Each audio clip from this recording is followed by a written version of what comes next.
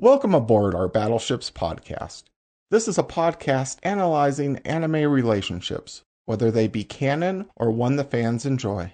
Please be aware that our battleships are equipped with state-of-the-art weapons designed to leave no ships behind. If there is a ship that you hold dear to your heart, there's a possibility we don't. We are not aiming our cannons at you personally and mean no harm by sharing our opinions with you. We are simply anime fans talking about ships we either love or hate. This is not an informative podcast, so don't take anything we say as gospel. Keep in mind, our sails are painted in the blood of many spoils of war, displaying everything beginning to end. If you haven't seen the anime, we will reveal many of the exciting details to you, so you have been alerted. Again, this is your spoiler warning. Thank you for listening. I will now hand the wheel over to our captains.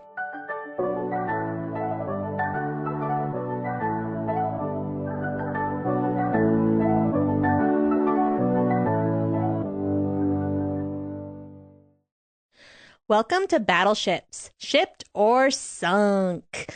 We're anime fans discussing anime ships that we either love or hate and come to a final decision.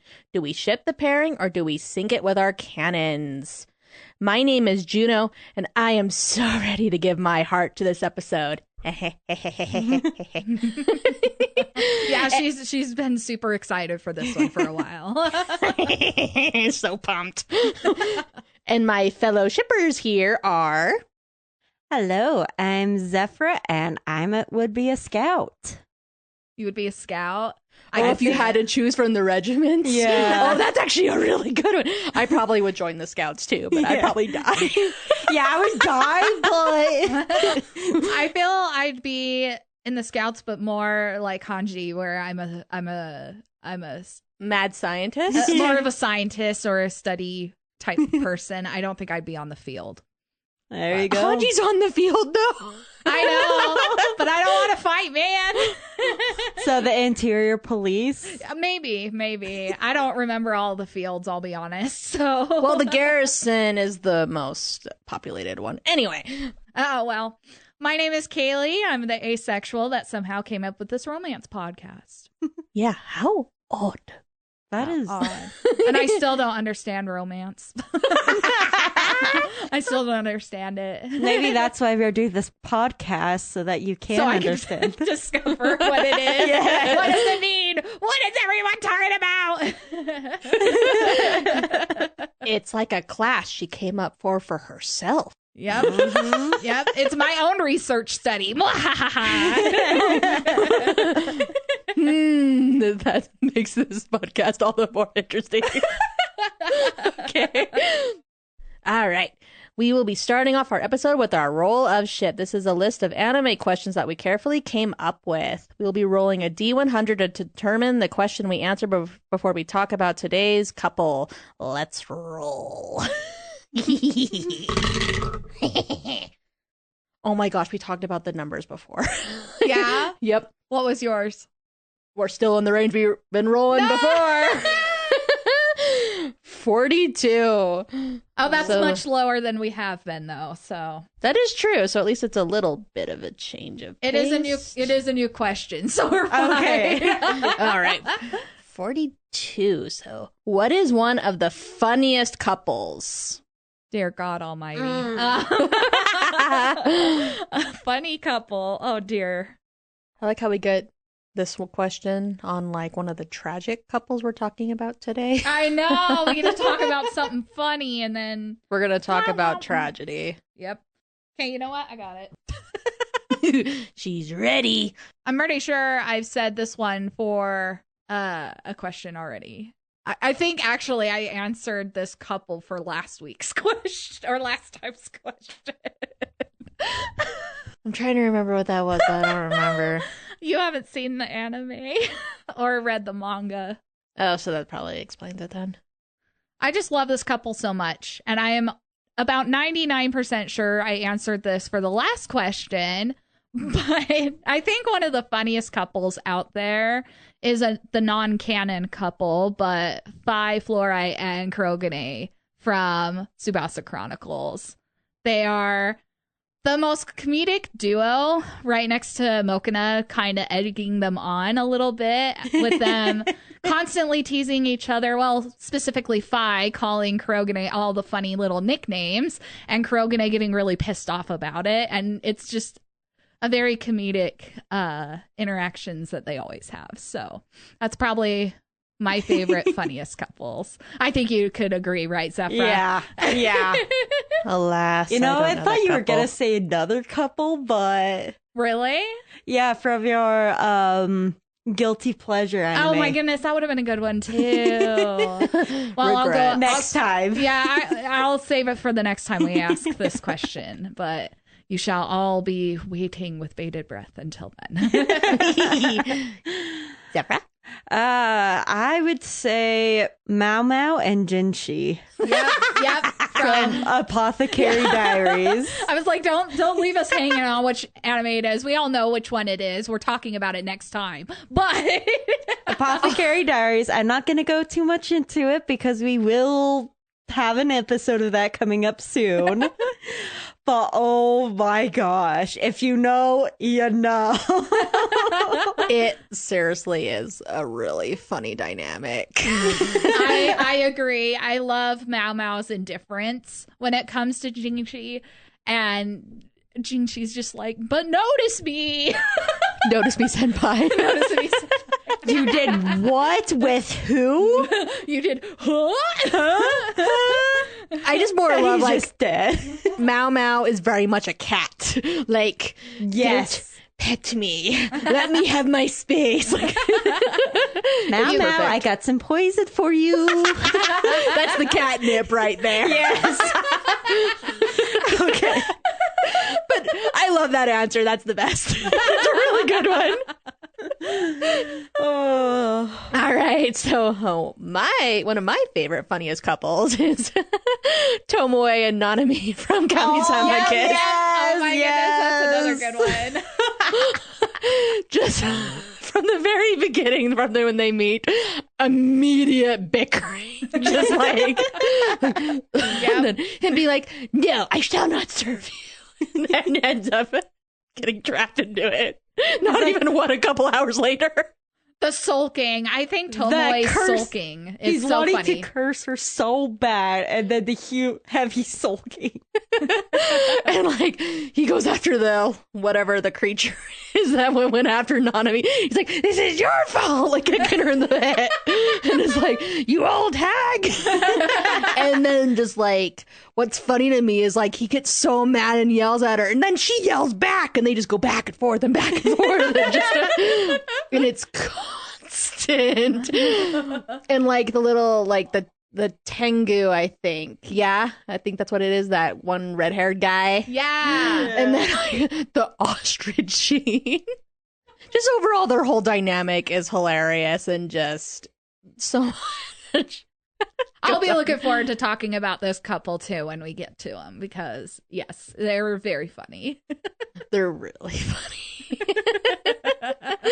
Because Nanami won't put up with his nonsense, and then he won't put up with her nonsense, and then it's just a. Explosions in the background. And then I'm spacing on this little snake guy's name that eventually joins them, but then him just like Yeah. watching it and just being like, Yep. the flute scene. They're fighting, and he turns around I'm like, huh? Just, it's the best.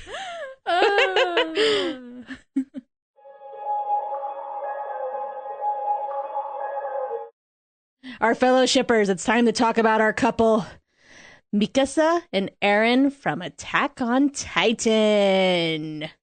But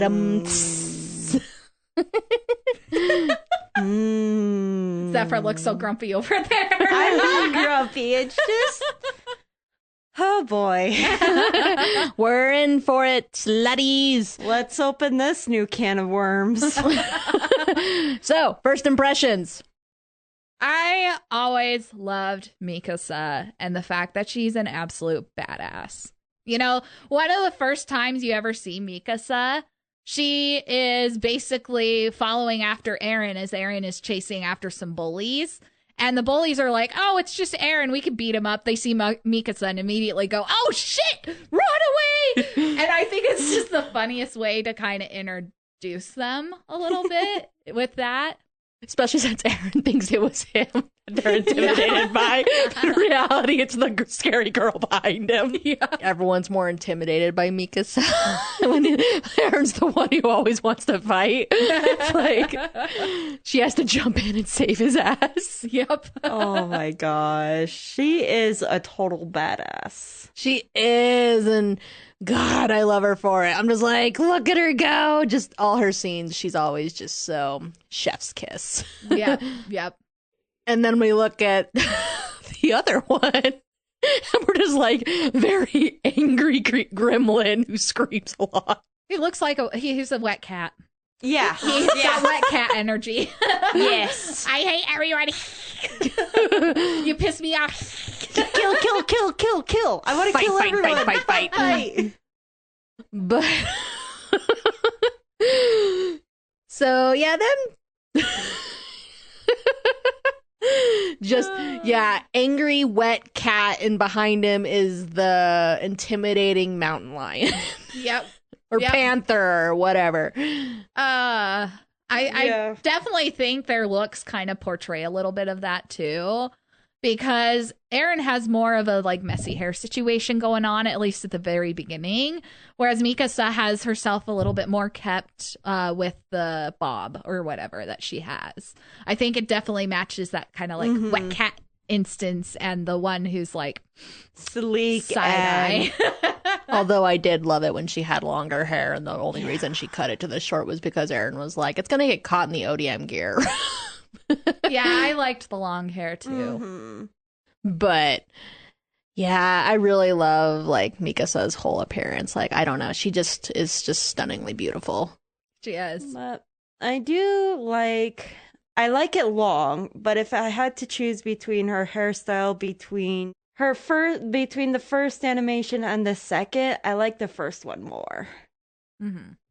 Yeah, and then I do have to admit, Eren does have very pretty eyes. Like, I do like when you get those close visuals of like his pretty teal eyes. Although in the manga he has gold eyes. Oh. I don't know why they made that change exactly, but I do really like the anime version of his eyes. Mm-hmm. But overall, like their color schemes, like I like how Eren has like the earthy tones going on with like his tan skin, his brown hair, the green eyes. And then Mikasa has that like that cool neutral scheme going on, like with her like gray eyes, her black hair, her paler skin. Like, I don't know. To me, that's just like, oh, that's a good looking couple. Personally, I really like the color scheme. I have kind of a hard time, especially since I'm so used to a drastic light character and dark character in the fact of, you know, white hair versus black hair or orange hair compared to brown hair, that it's really hard for me to see them as a couple as much when they both have more similar shades of color, if you know what I mean. You know, there isn't as much contrast with the couple, which I think is actually kind of nice to see because, you know, so many couples do have a drastic difference. But I think it actually kind of makes it a little bit more difficult, I think, to see them as a couple, at least for me. I don't know. Well, to me, they get their contrast in the personality differences because Mikasa's a lot more level-headed than Eren is. Yes, that I can 100% agree because we all know which one's the flames and which one is the bulk of the dragon. Yeah. So, how they meet, y'all do not recommend. Yeah, I don't think it was the best situation to me, but you know what? It definitely made an impression. Quite the impression. That it did. Because, I mean... just being there, laying there, and see a kid your age come in and kill two guys. Yep. You're about to get, you know, brutalized by two people who broke into your house, and then watch this kid that's the same age as you just come in and kick their ass. and just be like, what are you doing there? You know? Well, at first he was, but then she had to come to his rescue, the first of many. Yep. He says, you know, what are you doing? Defend yourself. And she gets up and defends herself. Fight. Yep. Yeah, he is the one who really like lights that fire under her to get up and fight for herself, you know, defend herself, you know, because like even before she met Eren, like the scenes of like brutalization that they show, like in the show, like the insects killing each other, or her dad walking up with a dead duck and stuff, like she says like something like she looks away from it, like she doesn't want to face that. But then when that situation comes about and then Eren's yelling at her to fight, that's what makes her stand up and grab the knife, you know? It's not that she didn't want. I kind of feel like it's more of her not really caring or seeing that, hey, fight. I kind of disagree. I think there's a lot of scenes in Attack on Titan where Mikasa wanted Eren to stay out of the fight. And she wanted to stay out of the fight herself. She, I don't think, loved the idea of war or fighting or killing or any of that sort of thing. She kind of demonstrates it in multiple different ways throughout the story. And I think, honestly, that could be part of the reason why she looked away from her dad who brought in dead animals or whatever, you know? Yeah, because again, like that, she doesn't want to, you know, like think about like that kind of violence, you know? And so I guess, yeah, Eren yelling at her to fight, it's, again, that spark. Yeah.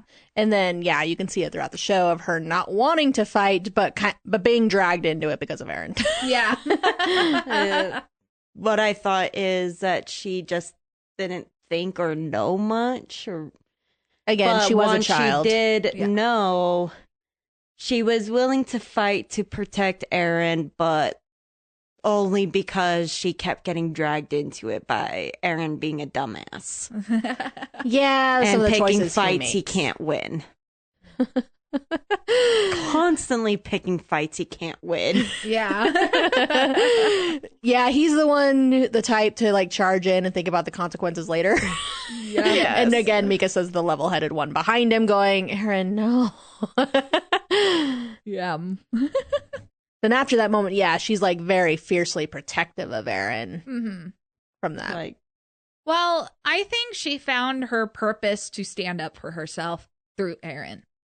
Because I think she was probably very passive before meeting Eren and then realized, you know, hey, I feel like I can be strong around him, partially because compared to Eren, she is stronger, but also in the fact that like she feels that strength is going towards something. though, I gotta ask, how the hell did Eren make it to the top 10 of his class? That's a good question. Determination and recklessness. Yep. Still, how? But honestly, yeah, you can really see that, especially like when in their first battle, she thinks Eren died. Like, and then like she's giving up, you know, like she's being very, very reckless with her actions and not like going full force, like not preserving the gas in the ODM gear and all that kind of stuff. And then when she runs out, she's on the street and then a Titan's coming toward her and she's just like, I fought hard enough. Like, because then, yeah, I can see that Eren being why she is, you know, more confident and willing to fight was because of Eren. But then losing him in that moment took away all of that from her. Mm-hmm. And that happens multiple times throughout the series because there's multiple times where Eren is quote unquote dead or missing. That's another thing is whenever he's gone and was like when he was taken by the other Titans. Yeah, the female Titan. Oh, yeah. And how reckless she got there too, trying to get him back. But like back to when she was giving up and then Eren's Titan saves her. And then when he's done massacring all the Titans, as he has so desired to do. Which he could not even kill one before he was killed. It is canon throughout the entire series. He only makes one Titan kill with his ODM gear. Oh, yeah. But Yeah. like when he emerges from his Titan and she sees him and that desperation to reach him right away and running to like put her head to his chest to hear his heartbeat to like confirm to herself he is alive. And then like that, then it's back. Like she is going to fight for him to protect him in that moment and then keep him safe. Like especially since he's unconscious. Yeah. Man. It's cute. I hate it. I really freaking hate it. I hate to burst your bubble. You hate what part? I really freaking hate the fact that Mikasa puts her entire soul into one person. I really hate it, and I need you to explain to me how I am supposed to like it, because I don't. And she is so strong. She doesn't need Eren, and yet she needs him. I think she clings to him in that way because he is all she has left of like what she considered her family. Because like her parents were brutally murdered and Eren saves her from her kidnappers. And then the Yeagers take her in after that. And so obviously then she got attached to Grisha and Carla, Eren's parents. Yeah. And then she loses them too. And Eren is all she has left from like that family. And so she's desperate to cling to what she has left after losing people she loved in brutal ways. Okay. And then they talk about like the Ackerman instincts, about that if their survival instincts are triggered by someone, they consider that person like a host to protect. So there could also be that factor too, of her wanting to protect Eren for that reason, because he awakened those instincts within her as an Ackerman. So I think with that, it's partially true, but it's more of she already loves him and or cares for him, and those instincts just made it that much stronger. that's what I feel like is more of it. It's not because of like he awakened those instincts. It's more because of the emotional attachment. Like she already, I think, yes, he awakened those instincts, but like those aren't the cause. She loves him because that's her, not her blood. But because of her blood, it makes it much more fiercer. Yeah, especially since she is like genetically like wired to that. Like that's why the Ackermans were created. They talk about that in the show. And then Yeah. And they do talk about that a lot more in the last season. Yeah. Just in depth about, you know, is it really the Ackerman blood, or is it because she actually cares about you? And, you know, Eren has extensive conversations with multiple different people on that subject. yeah, because he's like questioning it, like is it like instincts or is it emotional feelings, you know? It's for him, he's like trying to figure that out, like navigating that whole thing after finding out she's an Ackerman. And then the BS he told her. We'll get to that. We'll get to that. We're still a little bit away. Okay. But yes, we will definitely be talking about that. So you know the story better than both of us, Juno, so you lead the way. Yeah, this is like one of my top shows. Anyway, but like you can definitely see how like how desperate she is like to keep him alive, because like every time he's in danger, especially like after his like battle with Annie, she's like, he's talking about it like felt good to get beat up or something. Like when he was fighting Annie and just like reverting to that power stage that the Attack Titan has. Yeah. And she's just like, I am so glad like you are still here, you know, you came back to me. And so again, I think that goes back to like that trauma, like it's almost like a trauma bond that she's formed with him, because like her imagining losing Eren is just like it's too much for her. And like she'll give up if she loses Eren. Yeah. And makes you kind of wonder like how Eren would have responded, like if Mikasa at any point had died in his protection. Or almost died. Because I don't think there was I think there was maybe one time where Mikasa was slapped by a Titan and hurt quite a bit by that, but I don't think Mikasa was ever like at the verge of death around Eren, at least. Like, correct me if I'm wrong. There's never an instance like that for Eren to kind of understand. No. Yeah, because he's the damsel in distress in this relationship. And she's a fighter. She is the powerful fighter. And so he never sees that. She's the heroine. Well. And he's, I love the damsel in distress idea. And he is okay. Like, how many times this boy gets kidnapped or taken somewhere? Just like, oh my God, Eren. And you were like, fight. You know, you want to kick everybody's ass, and then yet you're the one who keeps getting Eren dragged. actually see her when she goes batshit crazy after he's taken or gone? I don't think he ever like sees like the emotional torment she goes through, like when Eren is missing or gone. So obviously he's not aware of that. And he sees her relief for him running or calling for him, but like I don't think he ever actually understands just how affected she is when he lets himself get kidnapped. yeah, and so it's kind of like, again, how would have Eren have responded had it been Mikasa in the situation that he was in? No idea. I don't know how he'd feel. And I kind of wish they did have a moment like that, honestly. Maybe I'd like Eren a little bit more. Yeah, see how, well, depending on how he responds. That is fair. That is fair. Okay. Here's the thing, ladies. I am not a fan of this ship, and I am not a fan of Eren. So that is supposed to be towards the end. I don't like him. I never really shipped them, even from the beginning, though. Like, I had a really hard time. And I think the biggest reason why, and we already covered it, is the fact that Mikasa puts everything on the line for Eren, but it doesn't seem like Eren would do the same. He doesn't seem to care. I disagree with that. I know you disagree. Because how many people did he kill? Yeah. And I don't think it was solely for Mikasa. They tried to play that in the end, but I never got that feeling from them. No.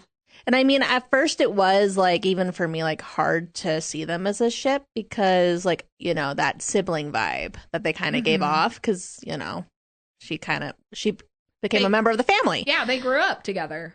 And then, especially after they lost their parents, and then before they joined the training, like him, Mikasa, and Armin were living together like as a little family until they could get to that point and then continue through training so they could join the scout regiment because that was Eren's dream. And I do think Eren would put a lot on the line for Mikasa because then you think about when he got kidnapped by Reiner and Bertolt and they're trying to take him away. Like, the battle is going badly, and him and Mikasa are on the ground, vulnerable, while the Smiling Titan is coming after them. And they kind of are thinking, you know, it might be the end there, you know, because they're struggling against the Titans. Oh, this is when Eren tries to change, but he can't. And so they're left vulnerable? No, it's when he... It's like where Mikasa is almost like kind of telling him her feelings a little bit, where she's thanking him for wrapping the scarf around her. And being there for her, you know, all that time, thinking that it's the end, that they're not going to get out of this situation. And it motivates him to stand up and tells her he will wrap the scarf around her as many times as she wants, forever and ever. And then he reaches out to like punch away the Smiling Titan's hand. But what they don't know is the Smiling Titan is a royal Titan, which then gives him access to the Founding's power. Right when they touched, yeah. And then he's able to command all the Titans in the area. Like, they feel his will and they slaughter the Smiling Titan, which gives him time to grab Mikasa and run for it. Okay. He's piggybacking her away to safety. And so, I mean, in that moment, he is protecting her, and like, because she's down And he obviously... I forgot that scene, yeah. Yeah, see. Yeah. I forgot that she was, yeah. It's So been so long he since I've does try to protect her, but my question is, was he protecting her because he loves her or because family love, familiar family love? He loves her. Like, even Man, then... at the end, I know at the end he finally confesses, which of course takes at the very end. But he doesn't confess to her. Oh my God. Well, then you think about why he didn't. Yes. But okay. Anywho, my question is, when does he realize that he actually loves her like that? When compared to just, oh, she's my family, like how it's been. That's a good question. I don't know if there's a definitive point in the story where he does do that switch. And I actually kind of like that there isn't this one pivotal moment that makes him fall in love with her. I think it's actually kind of nice that it's a little bit more gradual over time. At least that's the impression I get. Yeah, that's the True. impression I get as well, that it was gradual, that him having the romantic feelings for her. But then I think at the point where, he would have told her he touches Historia and sees the future. And realizing that future, it's like, probably to him, why would I confess to her? Like, when I am going to die. Yeah. It's almost like him trying not to be selfish and take Mikasa's love for the time she had, and then leaving her in that way. Mm-hmm. Being like, that changes everything. Because, like, then you think about the moment where she had to make that choice. If they had been lovers at that point, would she have gone through with it? Probably not. And yeah. No, I can see why Eren didn't confess to her in anything more than a dream. Because I think when they did play out that period of time of being together out in the cabin or whatever, he probably did confess to her at that point. Otherwise, I think Mikasa probably would have asked after a while, like, okay, there's nothing going on here. It's peaceful, but like, you're not doing anything. Yeah, because I mean, had Mikasa answered honestly that one night when he asked her, "What am I to you?" Like, and the fact if she had told him how she really felt about him, he would have run away with her that night. He wouldn't have gone through with the future that he had seen. He would have grabbed her hand and ran for it, and they would have disappeared for the rest of his life. Like, just like, 4 years that he had left to live in that cabin. And that future, or that scene that she saw and talking to him after he just came back fishing and was chopping wood, that was a future he would have seen and they would have had together. Oh, okay. That would have been, I think, when they were talking, that's the scene that he showed or talked with her in, because that's the future that they could have had if she confessed. Yeah. And I think he wanted that, like, to have that for himself, because he knew he wasn't going to be able to stay with her. And so it's probably also like that selfish point of him coming out and wanting to have what he could with Mikasa before his death. Well, and I just thought of something here. If he's going to die in 4 years, why not die a little bit sooner but protect a handful more people? I think that's probably what drove a lot of his decisions in season 4. Yeah, seeing the future and seeing kind of what would happen definitely drove him a lot. Drove him. Goodness, I can English. I'm an English major here. Drove him a lot. But I think a part of it is, I could be with Mikasa for 4 years, but then Armin would be dead probably. Everybody in the Survey Corps, everyone would be gone. Except for, the handful of people that went massacring everyone. Yeah. So why not try to keep them alive as well? Again, it's just that selfish wish of not having to do that future that he had, seen, that he didn't, like, if it meant abandoning everything for Mikasa. Yeah. Just so he could be with her. Mm-hmm. Well, I think it wasn't just for Mikasa. It's also for him that he can be free, actually free, and not have to fight anymore, to actually live and enjoy that freedom. Well, and how much guilt would he have had if he had ran away, knowing what was going to happen? Probably a lot of guilt. So I don't know if it would necessarily have been a happy 4 years, even if he did run away with Mikasa. True, because, I mean, I think, honestly, he would have eventually wanted to go back, you know? Him and Mikasa, because, I mean, they even left Armin, when you think about it. Like, yeah. Their childhood friend. Which is sad. I love Armin. I know. I love Armin. But he decides not to go forward with that future of running away with Mikasa, the girl that he loves. He instead takes steps toward the future that he saw. And started the rumbling. Because to him, he wanted to let the people that he loved live their full lives. Yep.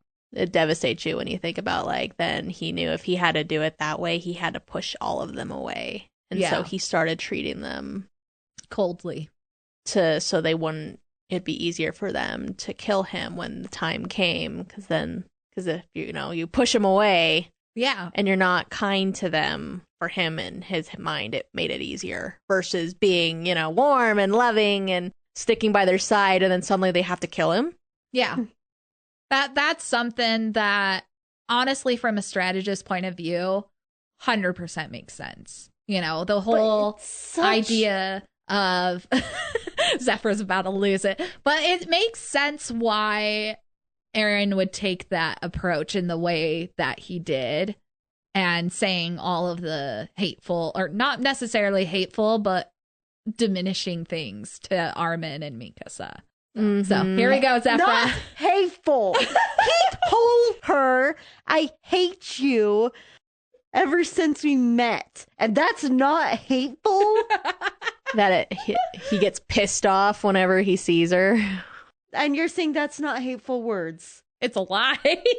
I would say I don't fucking care. Those are...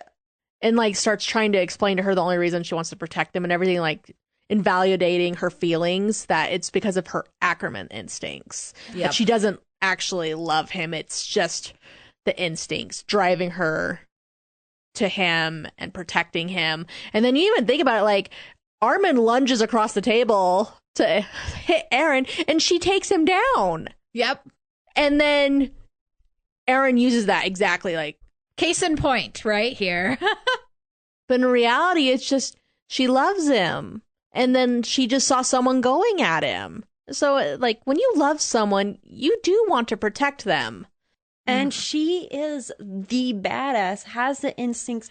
When I say instincts, I don't mean the Ackerman instincts. I mean just the instincts to protect the one you love. Human instincts to react. The reaction to seeing someone you love getting attacked. Not processing who is attacking, just the instinct to protect. Yeah. Because then even Armin calls him out, is like, what, did you just come here to hurt Mikasa? Yeah. And it kind of was like, yeah. Yeah, kind of was. I wonder how much Armin and Mikasa had to talk at the very end. Like, just thinking about how they need therapy, but all of them need therapy. But, it's one of those where I think, even if I can see why Eren went about it that way, I don't think it was the right way to go about it necessarily either. I have a question. What therapist could handle that shitload? That big pile of shit. They would have to get paid a shitload of money, that's what. And they probably have to be from not the island, but the other place where things are maybe a little bit more peaceful. Who knows? They'd probably be like, where the fuck are you from? Where you have all these problems? They did what now? You did what when you were how old? And then you did what now at this age? Like, Yeah, they would. I don't know if they'd be able to handle the load. Yeah, no. Okay, how old were they at the end? Eren was 19. 19 years old. And Mikasa was the same age, or was she I believe slightly so, yeah. older? Okay. They're about the same age, but being not even in their young adult lives, not even 20, they've killed how many people? Titans are people, even if they are currently at that moment mindless eating monsters, they're still people. Mm-hmm. And How many have they had to kill? it is true. I mean, they do talk about that kind of like when they find out, and then they're kind of horrified thinking that that whole time they were just killing monsters, and in reality they were killing people. Yeah. The realization even hit Eren, who was, probably the most bloodthirsty of them all. Who wanted Yeah. to kill Titans like because they He kept wanted them to locked in there like bathe livestock. in the Titan's blood. Yeah.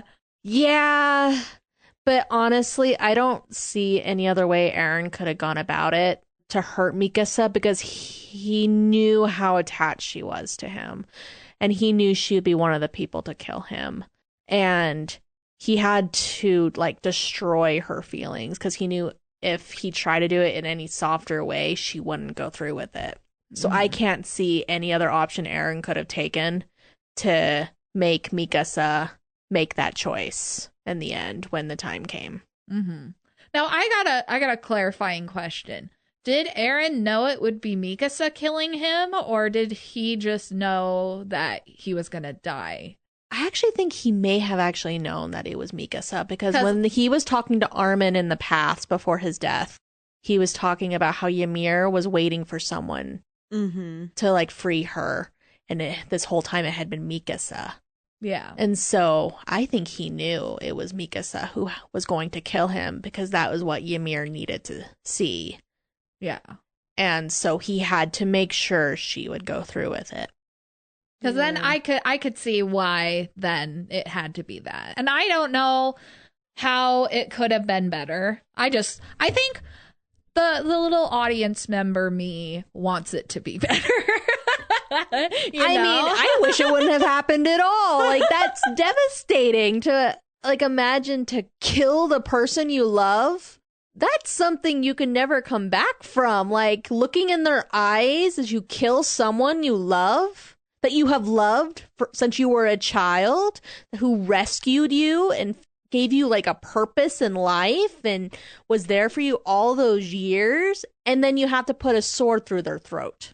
Yeah. I gotta say, it is a little refreshing that, because that's definitely not a typical ending. It's different, new. So in a way, it's nice to see some different, no matter how shitty the ending, how shitty it was. So you were happy for the tragedy. There is Yes and no. there But is Eren fucking deserved it. Sorry, but there is only one anime that fucked me up as much as this show did. I mistakenly watched the last episode at like 1 a.m. Guys, it was not healthy for me. I was up the rest of the night almost. I did not sleep very well. That is what happened to me. Yeah. I was crying. I was also doing that. But I probably would have done that if you had told me not to do that. yeah, I warned Zephra about it because I knew that she would also be a little ball of what the fuck. And you know how hard it was not to call you and be like, what is this shit? And just to wait a few hours until we met up here.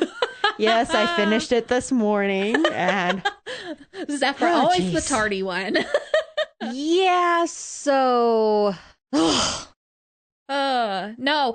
So here is the thing from an author standpoint. I think the ending is a beautiful, bittersweet ending. I really like the story and the aspects of Attack on Titan that it does offer. Is it my favorite anime? Absolutely not. But it is a case of, if you want an anime that's going to make you think really fucking hard about life and all of the seeing the future versus changing it and all of this supernatural type thing, it's a great anime to do that.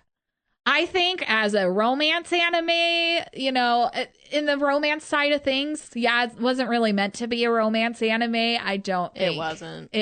I don't think it's that great. I mean, it was there, but it died an early death at 19. Yeah. Which honestly, I love the tragic couples. I love tragic couples just because it brings out something in me that no other couple can do. And the fact that I'm just like, this poor girl that now has to like live with the fact that she killed the one she loved, and all of this stuff that just couldn't happen with a couple like Inuyasha and Kagome, or any of the other ones we've talked about.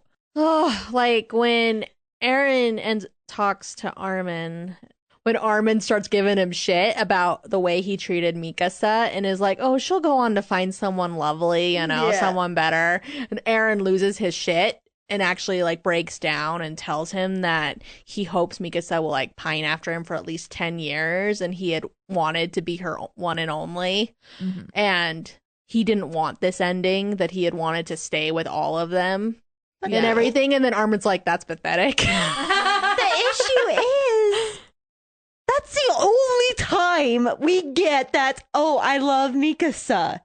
That's the only time he confesses, and it's not even to her. Well, she knows, because, I mean, in the past, he ran off to live with her for 4 years, essentially. Like, he gave her that time that he had left, because he wanted to have that time with her. That, and then he also didn't want Armin to tell Mikasa what he said, because he wanted her to go on and live a happy life. Like, he didn't want her worrying about those things and knowing how he really felt, because that kind of devastated him to think, that she wouldn't go on to live, like, happily and maybe find someone else. And it just makes you go, oh. He wanted her to be able to have that happiness. And even if that meant that he didn't tell her, like what he told Armin, he was willing to do that just because he wanted them all to live. Wait. Oh, Zephyr's coming at me. He told Armin in the memory that he erased, but he never told her in the memory that he erased with her. That we know kind of don't know of. 'Cause, I mean, they were living together for 4 years in that cabin. Do you really think they didn't do anything for 4 years in that cabin?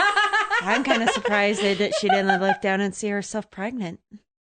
Now, that would have been proof. Well, that would have been, like, awful for Eren to leave behind in a memory like that. Because then she would have wondered what that child they could have had, you know? Yeah.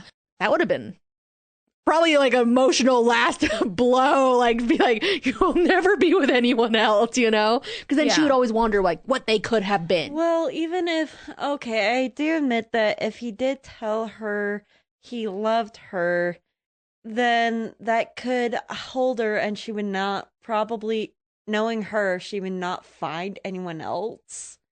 But still, leaving her the last words they had, not in the memory in the other world, but like actual talking to each other. The last memory she has is him telling her he hates her since the moment they met. That he hates her since the moment they met. What kind of memory is that? What kind of confession is that? It's to drive her to be able to kill him. Because he knows it needs to happen. And if he tells her the opposite, what girl will kill the man she loves when he tells her that he loves her? She won't go through with it. Right, at that point, I get it. Because it's the trope of driving people away to protect them, BS. Especially since they're from Paradise Island. And he knew if they were still attached to him, if took him down, the world would still call for their death. Yeah. And they would have executed them on the spot after Armin approaches those soldiers saying, we are no longer Titans. We would have turned into Titans to protect ourselves from the guns. They would have been killed if they had still been close to Eren, like if the whole world knew that. Yeah.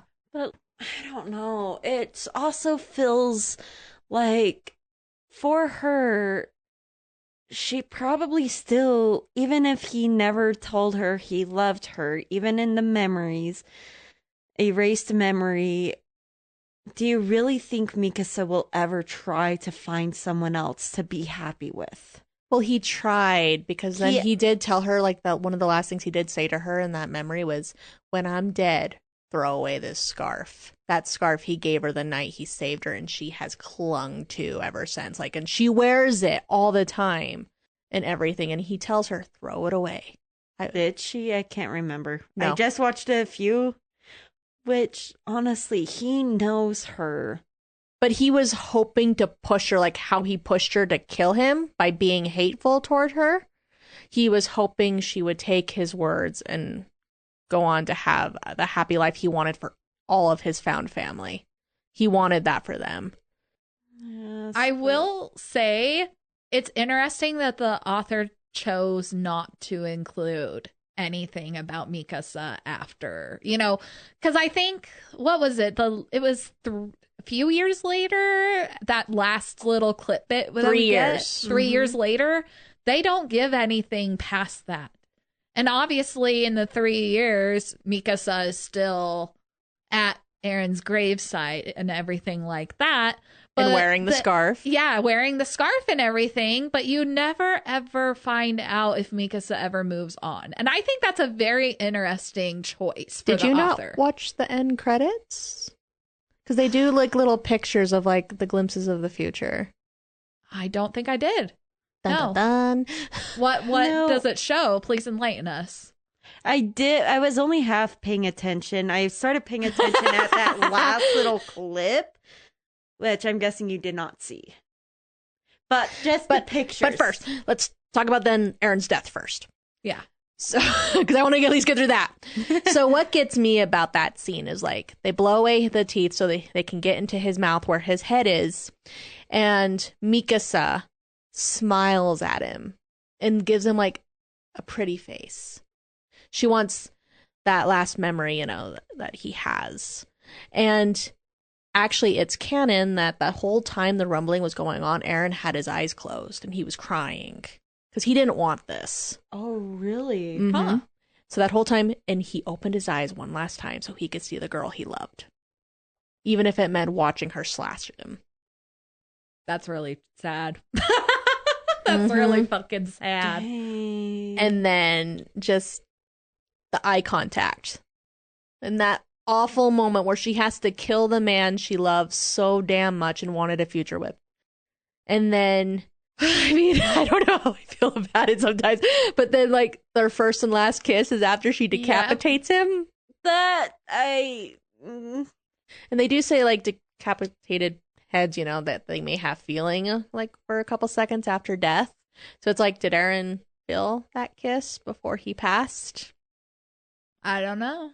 It's a good question. But it just, that's so hard. And then, like, Ymir is behind them too, like, watching this whole thing go down, and then probably thinking to herself, she did what I could not do.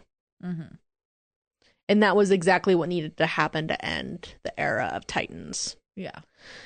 And then it makes you get so sad that Eren didn't want, like, he wanted the outcome to Titans to end, but he didn't want to die for it. But no matter what he did, it was the outcome that had to happen. Yeah. His death and being killed by the woman he loves. What gets me is Armin didn't know that the plan had changed.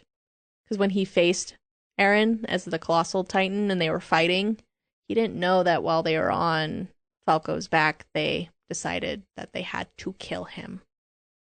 Oh. So him breaking down upon seeing Eren's head in Mikasa's arms.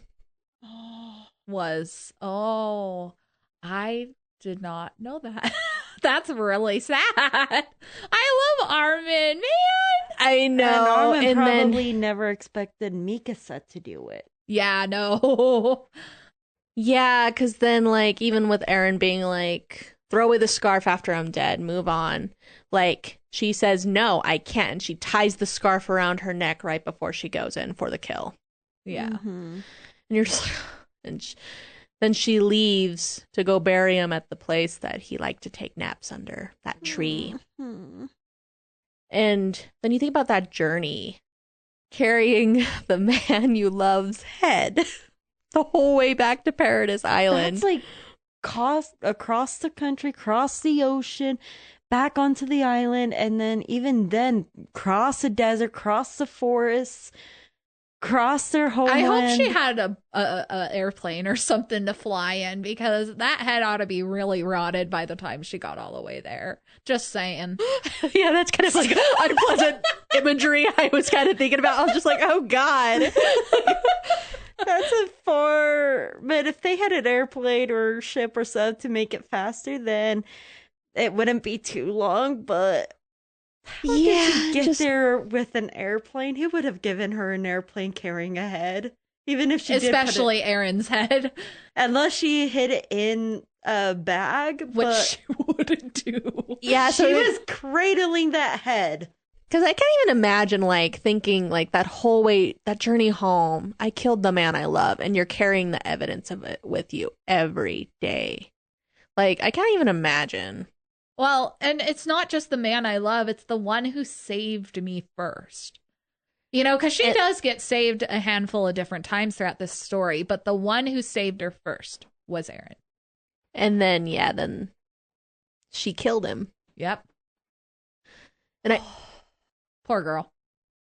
I still like Mikasa.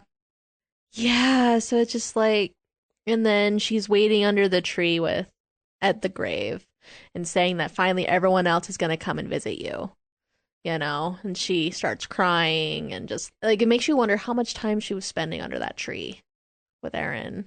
Oh, and she's alone with her thoughts. And she's alone too. Like, she's been away from Armin, when you think about it, for 3 years. Mm-hmm. Mm-hmm. And all her other friends that she fought Eren with, that just without any of them. Mm-hmm. She isolated herself with. Well, she had no choice, because, like, it's true, Eren wouldn't have been given, like, a burial, you know, after what he had done, you know? No. But they would have she destroyed had the choice everything. To go back to meet up with them again, but she did not want to leave Eren alone. Well, yes. And not just that, but she mysteriously disappeared right after the man that everybody knew she loved was killed, and they can't find his head. I think some people probably put 2 and 2 together. And probably Armin did tell them. Armin told the people that he was the one that killed Eren. Yeah. Probably because he also knew that Mikasa would not want to be the one named as the one who killed Eren, because everyone knew she loved him, and she didn't want that. Like, she wouldn't want that, and he knew that. So then he claimed it instead of Mikasa. Mm-hmm. So then she wouldn't have to bear that weight. Mm-hmm. Yeah. It gets me because it's like, you know, Eren's promised to wrap that scarf around her as many times as she wanted. And then birds are the symbol of freedom. And then that bird comes over and grabs the end of her scarf when she's crying under the tree. And Finishes wrapping it around her. when you think about that, and you're just like, oh, because, like, I don't know if you two caught it, but that final scene of, like, where the singing begins, it's actually Eren and Mikasa's voice actors singing together. Oh, really? Oh. At least that's what I knew. So then you're like, no! Oh, jeez. They're just rubbing it in our faces. The ship that didn't sail. Yeah, the because- ship that was sunk by the author themselves. But it's also, I think, a really admirable choice, I think, to actually kill your protagonist. Oh, yeah. There's that doesn't happen often. Very No. rarely. To me, it was realistic, like, showing that there is loss in war. Like, not every single character that we all loved made it. Yeah. Mhm. Like Sasha and Hanji and all the other characters that are Gosh, beloved. do not mention Hanji's death again. I will. I cried too, okay? I will She's one of my start favorite characters. Bawling, guys. Ugh.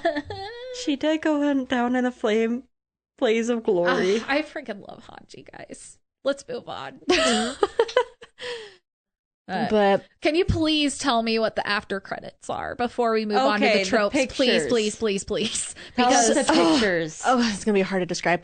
Okay, so there's clips of like years in between of like time passing, and there is a clip that shows a woman that is very highly suspected to be Mikasa standing beside someone with a baby in her arms. What? oh, And so people are debating, did Mikasa actually go on to get married? And everyone suspects it's Jian, and they have a baby together. And there's also other people in the background. Like, people are like, are those other children? Are those friends? Like, who are those people? And then it does go on again to show a picture eventually of old Mikasa in a coffin. Like, her hands folded and the scarf is wrapped around her neck. And she is buried next to Eren. We need to. Okay, after this, yeah, we need we're to watching. watch that. We're watching the after credits after this because I'm actually surprised you guys didn't, like, watch the little clips afterwards. I didn't really. I was half distracted on some else while it That was makes sense. playing. But then when I saw a bigger clip of that person walking through the woods and found Emir's tree, I'm like, oh shit! Then Is you he should gonna- have. Then you should have seen the little pictures. I think I was trauma blocking the rest of the episode. Like, I was happy. That is true. There was a lot of emotional whiplash, man. I was too busy wiping my eyes with tissues to get the tears away. I was not looking at the screen, and when I looked up, it had already gone to that very last scene when they got to that Emir's tree, and I'm All like, right, after oh, we're done with this crap, is this episode. gonna start again? With Is the this dog, gonna right? repeat? They had a Yeah. dog. Okay, I did see that clip. I know because I focused on the dog because it was the only thing he made me. Well, apparently after this episode, we're all going to need to, like, analyze what happens afterward, what everyone thinks. But like, But yeah, it's just like, it makes you kind of, yeah, like you said, like, there isn't a lot about Mikasa after what happens at the end. So it just kind of makes you wonder, like, did she go on to get married to John? Like, is that John? Like, did she have a kid? Is that kid hers? Is the kid adopted? Like, there's a lot of, like, theories going around of, like, what Mikasa went on to do with her life. Well, and for me, I would almost question how healthy is that relationship? Is she doing it because she actually loves that individual, or is it because that was one of Eren's last wishes?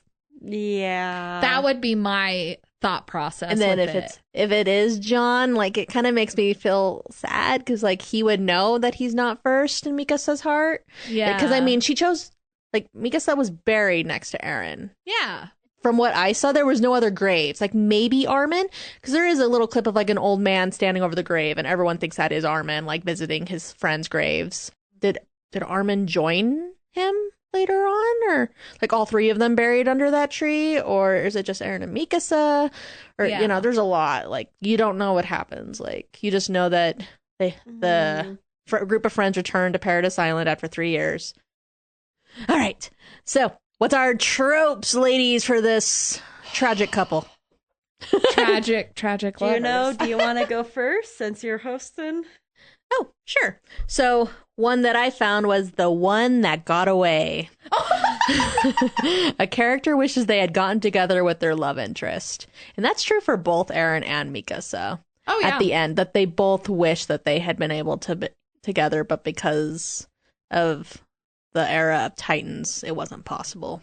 mm-hmm. Mm. Yeah. I guess I'll go.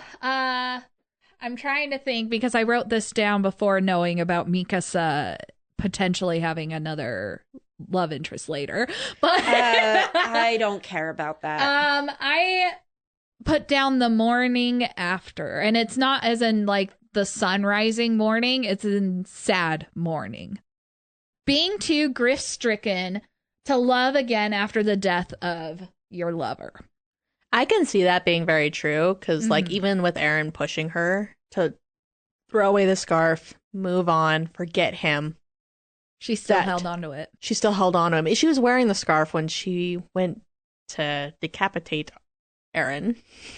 Mhm. So it's kind of like, and he saw her wearing it, you know, and if it's like, if she was going to, she would have thrown the scarf away.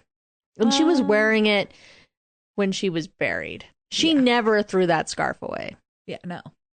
And it goes along with what you said earlier of how if she did get a husband and children, how healthy was that? Like, did she truly love them or...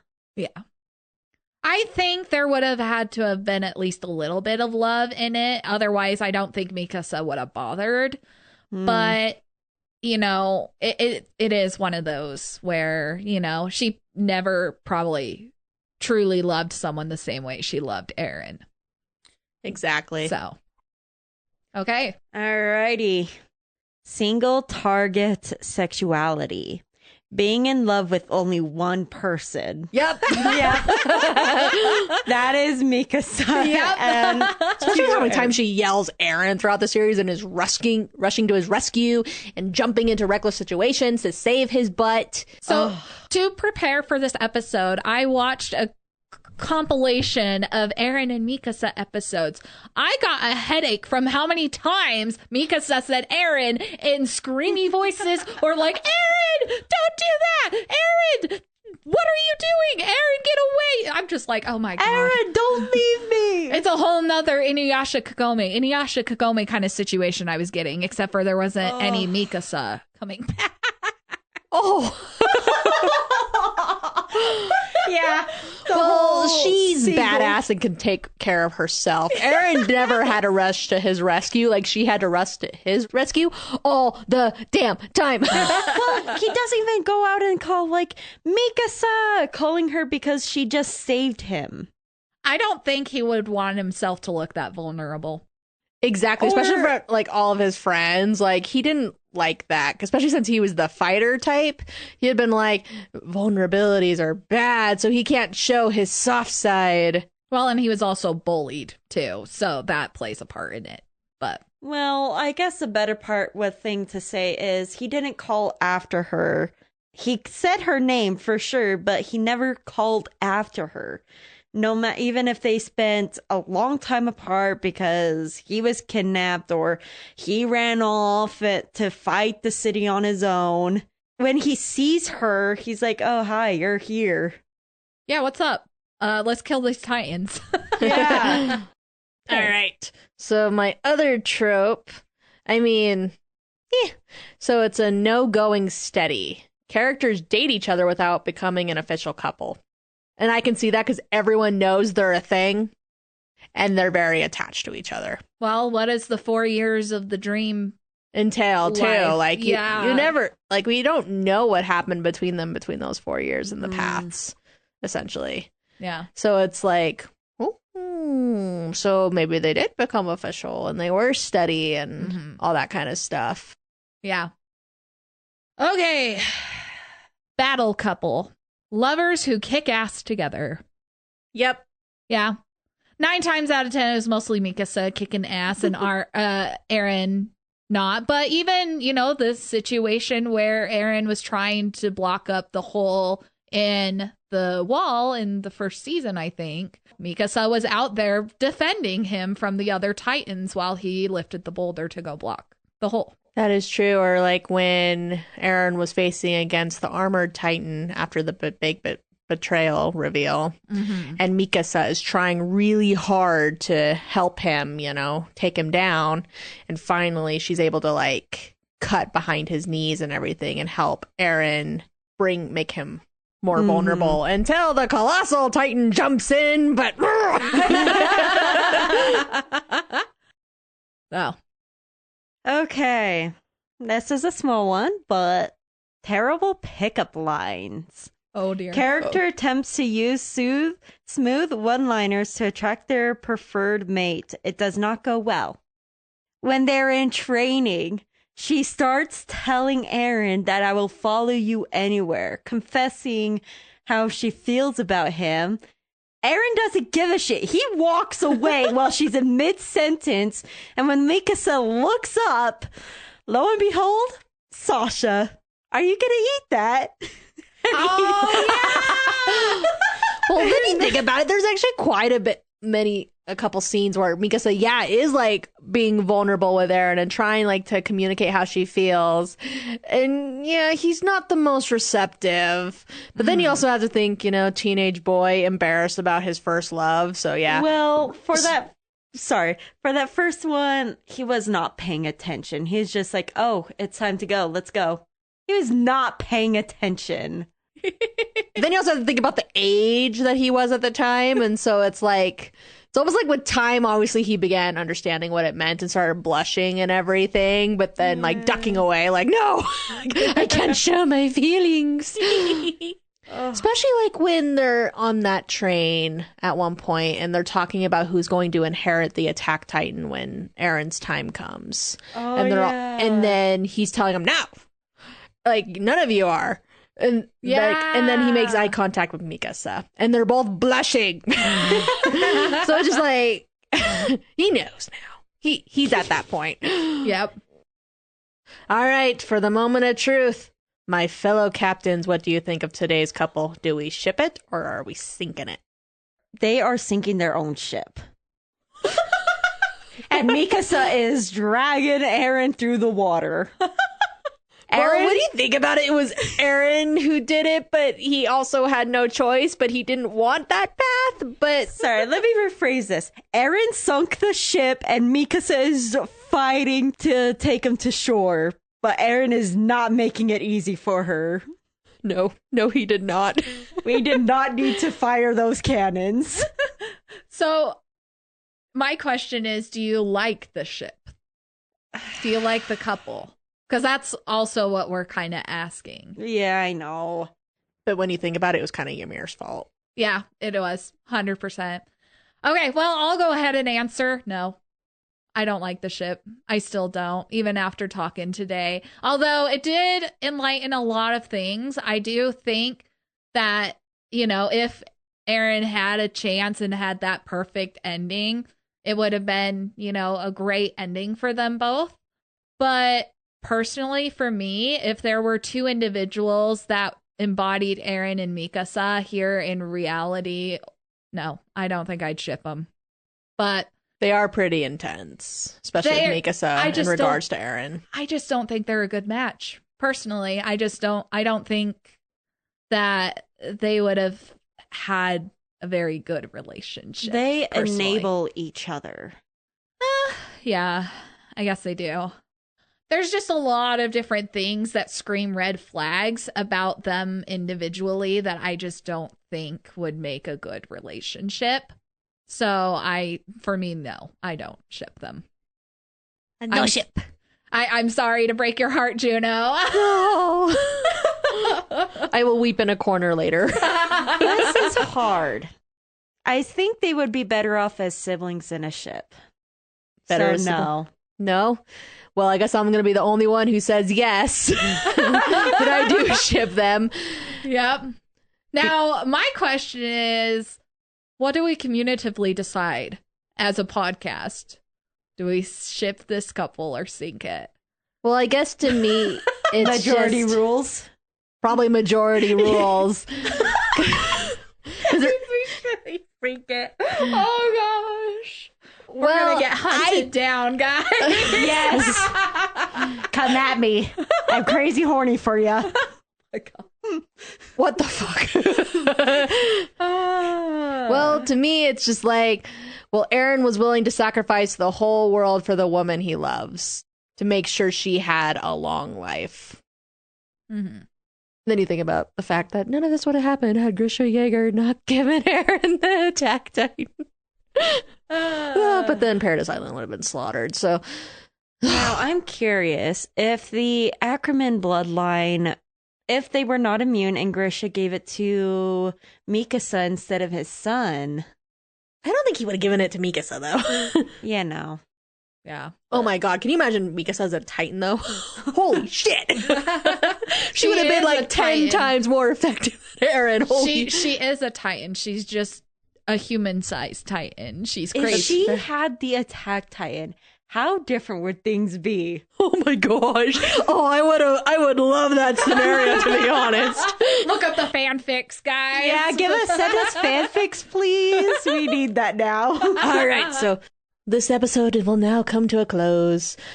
Thank you for listening to this episode. If you enjoyed listening to us talk about your favorite ships, leave us a review on whatever platform you listen to. Thank you for listening, and we will see you fellow shippers next time.